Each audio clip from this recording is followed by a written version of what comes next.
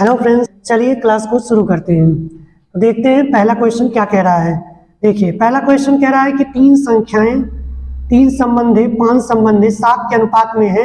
यदि संख्याओं का लसाअ 25,200 है तो सबसे छोटी व सबसे बड़ी संख्या का योग क्या होगा। देखिए इसे कैसे सॉल्व करेंगे।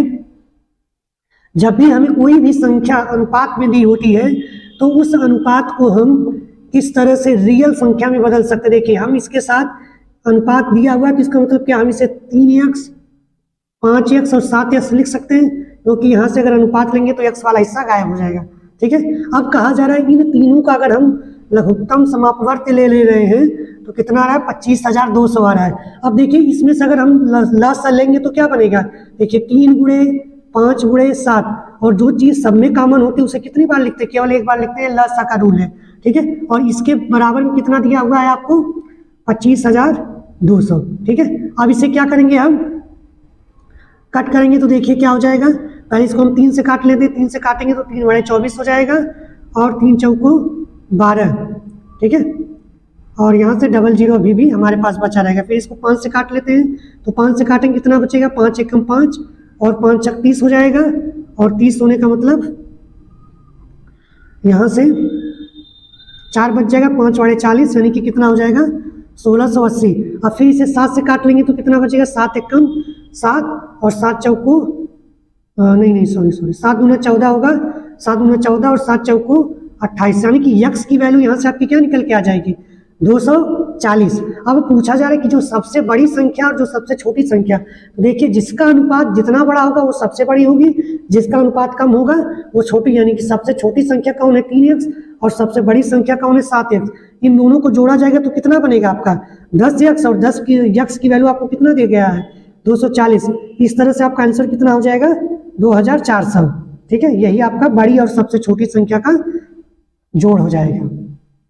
देखिए नेक्स्ट क्वेश्चन कह रहा है कि x प्लस 2y बराबर 8, 2x प्लस y बराबर 7 है, तो आपको x y का मान बताना है। इसे कैसे सॉल्व करेंगे, हम क्या करेंगे, पहले इक्वेशन से क्या हम इसे x बराबर 8 माइनस 2y लिख सकते हैं। आप कहेंगे बिल्कुल लिख सकते हैं। अब इसे क्या करेंगे, ले जाकर सेकंड समीकरण में रखेंगे।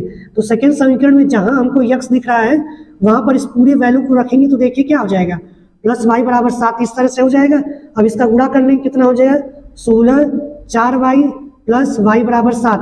16 को उधर भेजेंगे और इसको इधर जोड़ लेंगे तो देखिए 16 उधर जाएगा तो कितना हो जाएगा, घटकर आपका यहाँ से 9 आ जाएगा। ठीक है, और यहाँ पर जब आप घटाएंगे तो कितना हो जाएगा, 3y। यहाँ से y बराबर कितना हो जाएगा, -9 बटा -3 बराबर कितना हो जाएगा, 3।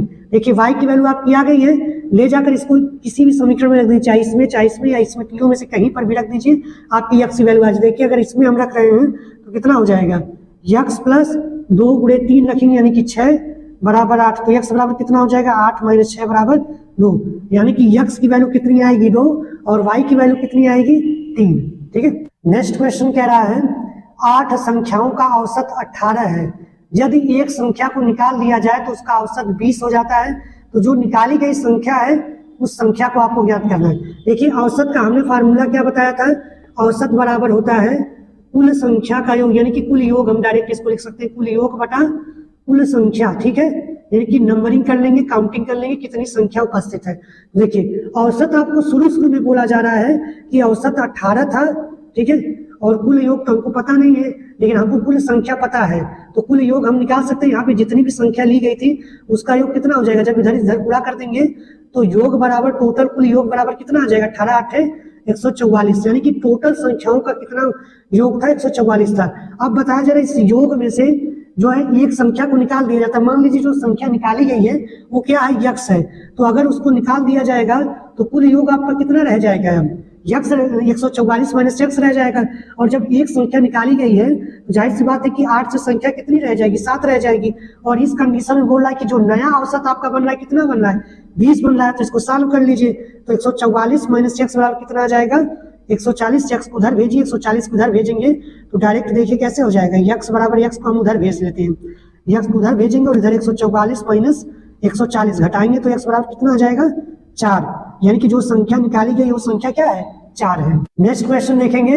नेक्स्ट क्वेश्चन कह रहा है 25 और 35 का तृतीय अनुपात कितना होगा। 25 और 35 का तृतीय अनुपाती कितना होगा।